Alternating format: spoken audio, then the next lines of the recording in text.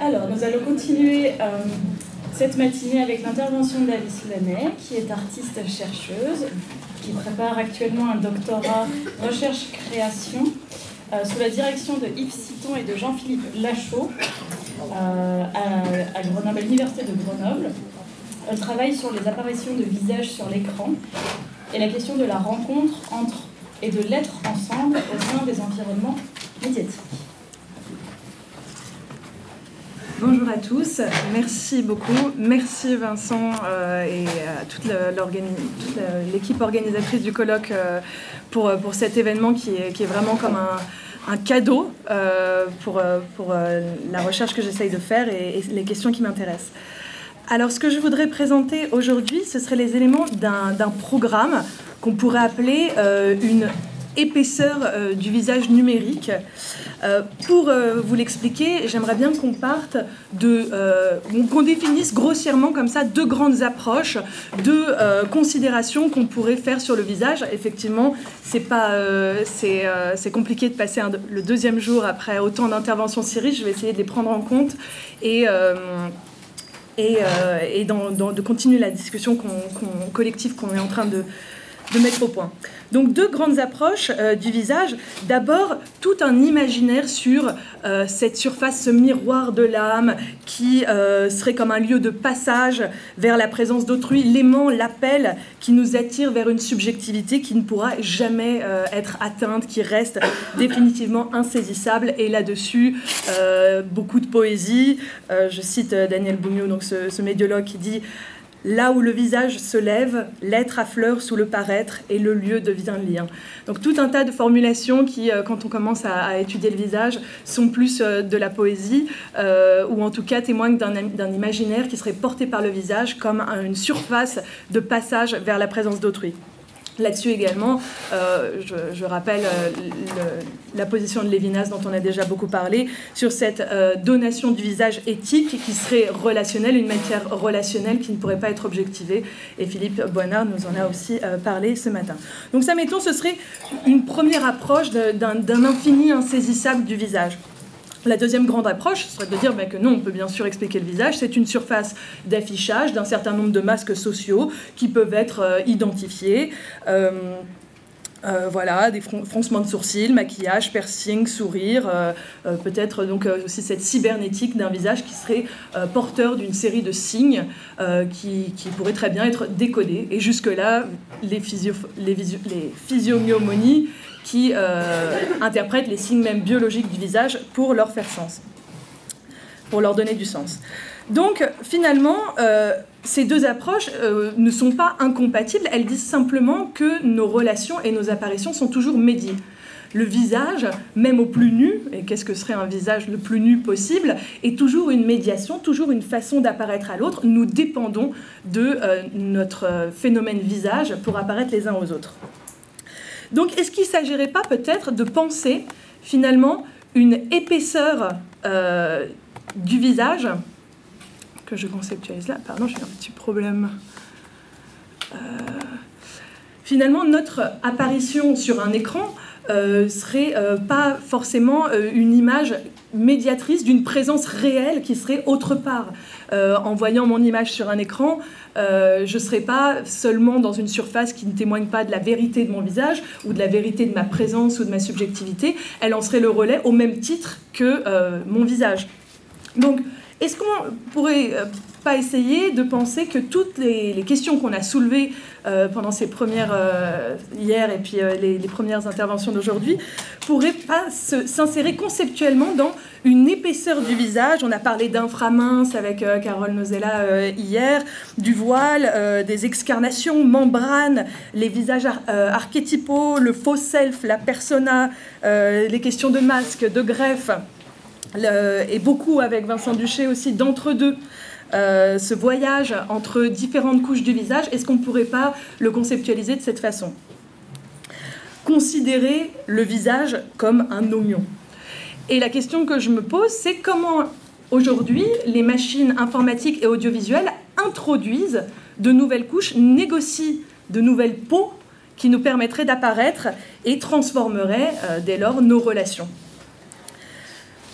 Pour investir cette problématique, je m'appuie sur le travail d'artistes qui sont comme des explorateurs, leurs œuvres étant comme des jalons, des relais pour imaginer des voyages à l'intérieur de cette épaisseur fantasmatique de l'écran.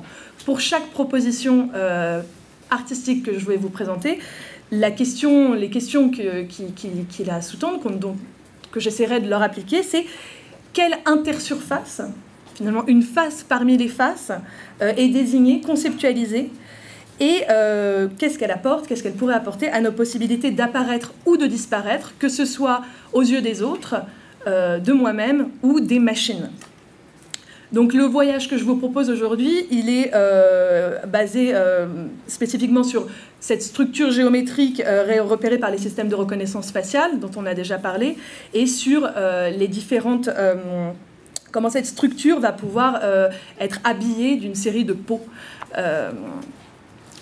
Voilà.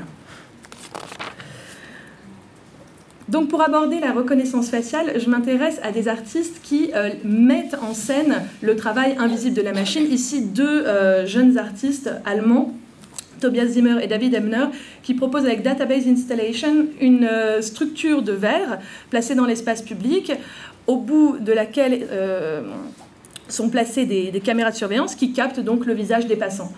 Quand un visage est capté, il est automatiquement imprimé au centre de cette structure de verre sur du papier, donc qui défile en continu. Le visage est repéré, on y ajoute certaines informations, et une fois visibilisé un instant dans cette structure de verre, il est ensuite détruit, déchiqueté, et cet amas de papier remplit progressivement la structure de verre, matérialisant nos données. Ici, ce qui est montré, c'est la compréhension particulière du visage comme structure pour la machine. Ce travail invisible la plupart du temps. Bien sûr, est-ce qu'on pourrait parler d'une sous-couche, d'une sous-peau, d'une peau souterraine du visage qui serait cette structure, alors pas osseuse, mais les ossements que la machine nous devinerait? Cette figuration, elle est représentée ici par l'ajout, bien sûr, sur l'image pour notre perception humaine, de traits et de points. Donc, cette structure permet de repérer des humains, mais elle permet également de reconnaître une identité particulière qui aurait été enregistrée au préalable. Là-dessus, le travail qui a fait un peu le buzz de Egor Tsvetkov en Russie, Your Face is Big Data, qui a récupéré à la volée des images d'usagers des transports en commun. Donc il a pris leurs photos à leur insu. Et puis il a lancé une recherche de leur visage, de la structure de leur visage, sur le gros réseau social russe. Et il a retrouvé donc leur profil. On en a aussi beaucoup parlé ce matin. Ce qui donne lieu à des diptyques de présentation de sa face sociale, mise en scène de moi, ouverture de mon regard à l'appréciation des autres, de potentiellement n'importe qui, à droite, et ce visage absorbé, fermé, à vrai dire peut-être même réflexif sur l'image en train d'être construite, puisqu'on a souvent des personnes qui sont sur leur écran de téléphone portable. Donc ici, la structure du visage particulière, individuelle, agit comme une espèce de clé qui pourrait naviguer en fait d'une image à l'autre à la recherche de son écho. On a donc ici un travail de la machine qui est capable de nous fournir finalement une définition rationnelle de ce que serait un visage humain. Et on pourrait le définir pour comprendre une espèce entière et puis pour comprendre une infinité d'individualités, nos visages étant tous différents. Bon, ça ce serait la conceptualisation peut-être d'une couche, d'une peau souterraine du visage comprise par la machine. Ce qui est intéressant, c'est de se dire c'est que cette structure peut bien sûr servir de canevas pour inventer de nouvelles couches. Et finalement, on a commencé aussi à le voir, ces couches peuvent prendre une forme d'indépendance par rapport aux traits qui leur ont pourtant donné naissance. Pour cette question-là, je m'appuie sur le film d'Avi Mograbi, dont on n'a pas encore parlé, que j'avais bien envie de faire exister au colloque, Z32, qui suit donc les interrogations, l'introspection d'un ex-soldat israélien qui a commis un acte barbare, de revanche. Il a commis un meurtre. Donc pour protéger son identité, un masque numérique est appliqué à son visage tout au long du film. en post-production. Enfin, ouais, le masque est ajouté en post-production, lui est face caméra, et puis il sait que son visage sera ensuite caché.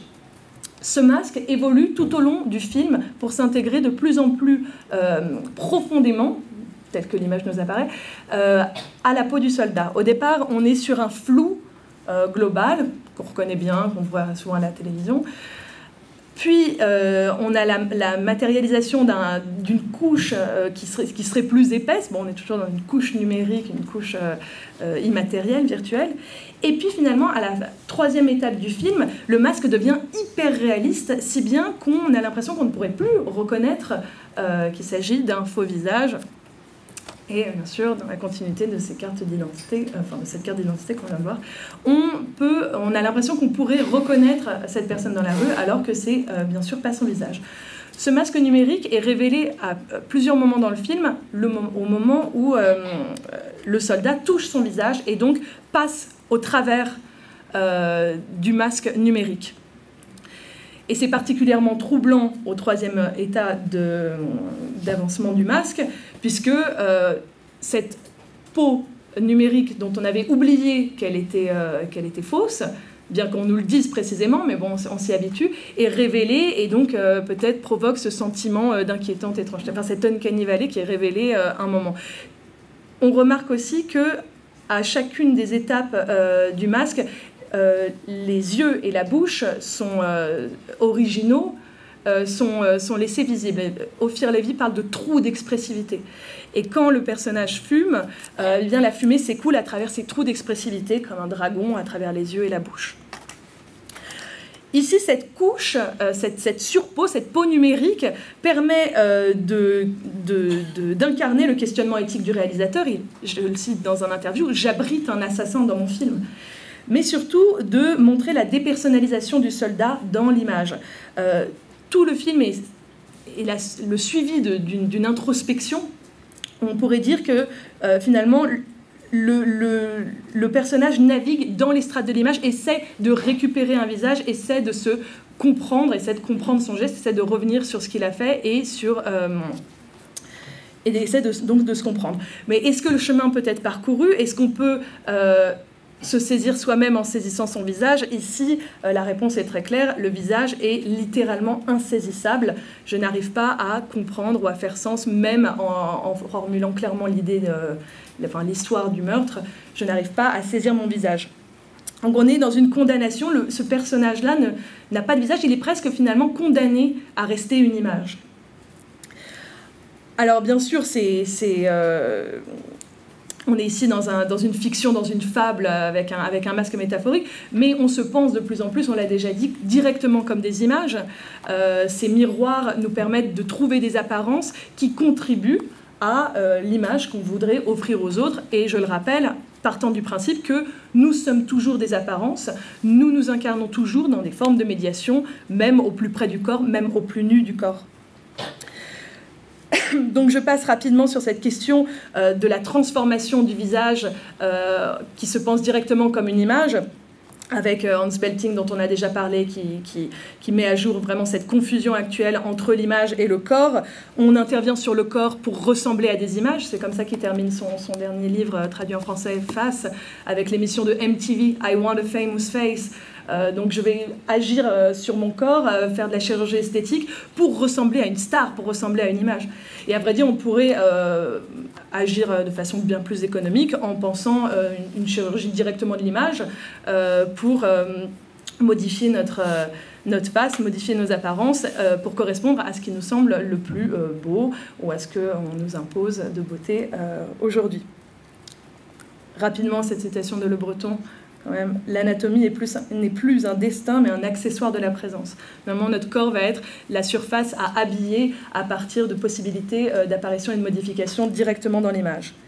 Alors, il y a cette hypothèse, bien sûr, que peut-être cette image accolée à notre visage pourrait prendre possession de nous. Est-ce que l'image, finalement, nous révèle, dit quelque chose de nous, contribue à constituer une identité dont nous serions maîtres?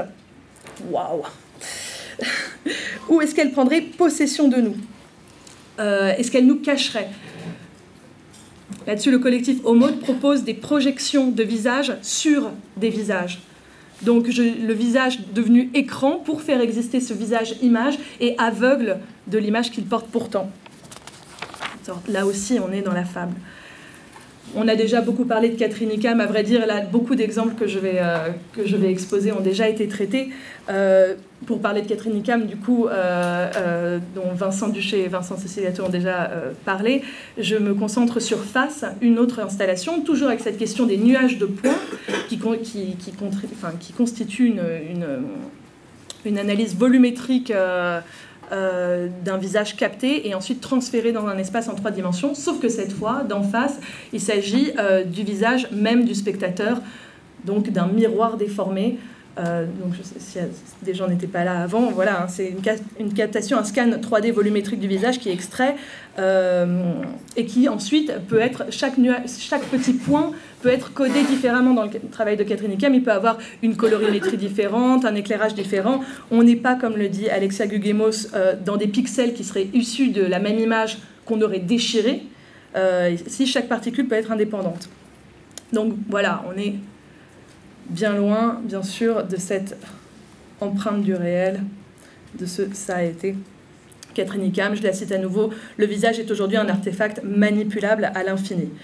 Cependant, même s'il n'y a plus de lien direct, bien qu'il y en ait eu un au début pour la captation et la création du masque, ce détachement n'implique pas forcément un manque de présence. La présence est toujours là, elle l'est déjà, on l'a dit, dans l'interactivité, mais elle est aussi, bien sûr, dans cette forme visage, cette forme très fragile qui est tout le temps menacée de s'écrouler dans cette vie propre, dans cet emportement des points, dans cet intercalage des différentes surfaces qui semblent se caresser les unes les autres. On a un visage qui se touche, en fait, lui-même, qui se caresse lui-même. Et donc, dès que cette unité visage est mise en question, disparaît, eh bien, la présence disparaît avec elle. Je passe sur l'hypothèse d'une lumière du virtuel, sur les questions de photogénie, mais on pourra en reparler. Une photogénie du numérique que Catherine Icahn proposerait avec ces genres d'installations. Je me base simplement sur un article de Louise Merzeau qui refait l'historique de la photogénie et qui se demande quelle photogénie spécifiquement numérique on pourrait penser aujourd'hui. Donc voilà, je voulais dire, c'est le principal que je voulais dire, structure dégagées par les machines qui peuvent être habillées, et ces différents habillages, ces différentes peaux numériques pourraient acquérir une forme d'indépendance par rapport à moi. Alors bien sûr, ça crée des angoisses, mon visage serait désenclavé, il s'enfuirait de ma tête, réalisant par là aussi, bien sûr, ce que les définitions de Deleuze, le visage n'est pas la tête, il a une indépendance. Donc notre visage de spectateur, ici, en fait, c'est lui qui devient la surface intermédiaire pour la création d'un autre visage. Donc, bien sûr, cette angoisse du double, cette angoisse de se faire voler son visage. Ici, vous avez déjà, c'est un dispositif technique qui permet de transférer les traits du visage d'une vidéo YouTube aux traits du visage d'un performeur et donc d'animer une vidéo qui a déjà été tournée en lui faisant faire des expressions qu'elle n'a pourtant pas eues. Et il travaille actuellement à la synthèse également de la parole, donc de faire dire à une image, de porter une image comme un masque et de lui faire dire ce qu'elle n'aurait pas dit. Et puis bien sûr, toute cet imaginaire, j'ai choisi John Woo pour cette prise du visage qu'on va coller à un autre, qu'on va transférer, mais voilà, c'est toutes les questions de greffe qu'on a vues, les yeux sans visage, The Face of Another, la piel che abito, la création d'avatars, de doubles qui viendraient nous voler notre identité. Donc pour répondre à ça, et je termine là-dessus, beaucoup d'artistes proposent des masques, alors cette fois des masques pas dans l'image, des masques bien réels, qui seraient là pour éviter au visage de tomber, lui éviter de s'émietter, de s'écrouler, de s'enfuir de notre tête. On a parlé de Leo Selvaggio qui donne donc à repérer pour la machine un visage, simplement ce n'est plus le mien. Le travail de Zach Blass qui cette fois donne non pas à reconnaître un visage, mais donc une explosion. Le visage disparaît aux yeux de la machine et il disparaît aussi, dans une certaine mesure, aux yeux des humains. Voilà, je ne reconnais personne ici, dans ce visage collectif. ce que Adam Harvey déjoue en fait en proposant avec des maquillages et des extensions capillaires la possibilité à la fois d'échapper aux yeux des machines, c'est-à-dire de s'invisibiliser. Ma surface visage dans la perception machinique n'existe pas, alors que je reste visible pour d'autres humains. À vrai dire, beaucoup plus visible, puisque j'ai un sacré style assez repérable. Pour terminer, ce travail de Kathleen McDermott, qu'on n'a pas encore cité, mais qui propose un voile, que je trouve particulièrement signifiant dans cette idée d'entourer le visage. On l'a vu aussi avec l'extrait de film tout à l'heure. On entoure le visage pour éviter qu'il s'écroule. Elle propose un voile type apiculteur, en fait, qui est entouré de LED. Et à l'approche d'une caméra CCTV, les LED s'allument, ce qui crée une interférence, en fait, une surexposition dans l'image qui protège le visage. On est vraiment là dans un corps fantôme qui viendrait hanter l'image. Anne Favier nous en parlait hier. Les pratiques de Phenotype-Based Genomic Identification sème encore plus l'angoisse en disant que finalement, c'est non plus seulement nos traces informatiques qui vont pouvoir être récupérées pour retracer des images de nos visages, mais nos traces charnelles, bien qu'on n'en soit encore qu'au début. Donc, est-ce qu'on va terminer avec le corps entier dans des sacs hermétiques pour éviter de perdre des morceaux de notre visage ? Donc, il me semble intéressant de penser aujourd'hui une forme d'archéologie de l'écran numérique. Est-ce qu'on ne pourrait pas creuser, penser de différentes phases qu'il constituerait et dans lesquelles on pourrait naviguer pour conceptualiser des entre-deux? C'est bien sûr une formulation provocante, mais qui trouve son ancrage dans nos corps, dans nos machines et dans nos images. Et puis, je trouvais intéressant les questions d'épaisseur que j'ai vu passer à plusieurs reprises aussi hier, puisqu'il y a ce fantasme, bien sûr, de toujours aller plus loin, de toujours passer sous cette peau du réel dont parlait Benjamin dans son essai. Le chirurgien n'a plus cette distance horatique, il va sous la peau des choses, il fait sauter le réel, et bien sûr, toutes ces études sur voilà, les signes du visage qui pourraient déterminer une orientation sexuelle ou montrer qu'il y a des maladies qui vont arriver, contribue à ce fantasme d'une machine voilà, qui verrait plus loin, qui verrait sous le visage, au-delà du visage. L'enjeu, bien sûr, avec cette question, c'est de penser nos rapports au monde, nos façons de nous rencontrer, d'être ensemble, de se sentir ensemble et de se faire face. Je vous remercie. Merci.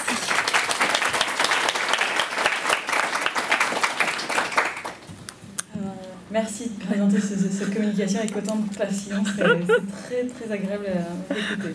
Est-ce que vous avez des questions? 5 petites minutes de questions pour ne pas trop déborder sur le planning. Il ne faut pas que ça dissuade de poser des questions non plus.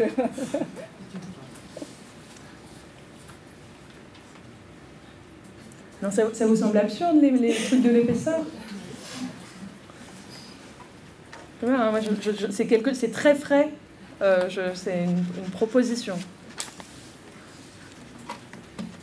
En fait, on en revient à la question du masque, tout simplement. C'est-à-dire ce détachement et même cette...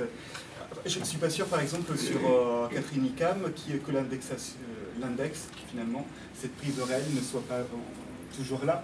Même s'il y a virtualisation, il y a quand même une crainte du réel à distance, surtout le nuage de points vraiment est un travail vraiment de capture de la volumétrie du visage, même si après on le transfère, mais voilà, la prise sur le réel tangible est toujours là. Et finalement cette stratification est toujours une question effectivement de création presque de masque mortuaire finalement, c'est-à-dire que cette question de l'imago, à chaque fois, il parlait de la perte du corps tout à l'heure, mais il y a une sorte de jeu de mort à chaque fois, de prise de cette identité par cette empreinte finalement.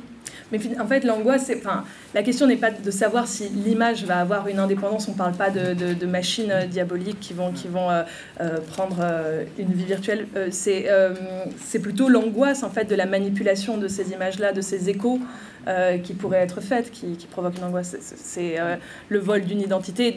Chez Catherine Icahn, c'est très poétique et on est dans un miroir voilà, qui est tantôt dans l'imitation, dans le dialogue et en même temps dans une vie, voilà, qui nous imite pas systématiquement.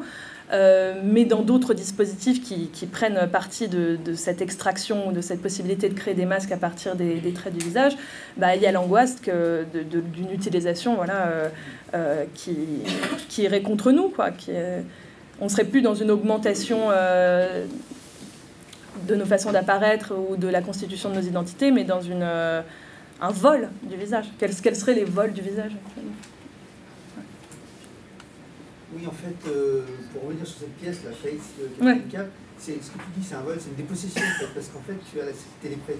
C'est en temps réel, donc tu as le mouvement, donc tu as le mouvement que tu fais, et puis tu as cette image qui dépossède de ton image, puisque il y a des points qui font éclater le visage. Oui, mais ça, en fait, c'est un peu dans cette aspect-là. C'est un nombre, c'est comme un miroir déformant. Mais tu ne sais pas comment il va déformer en temps réel.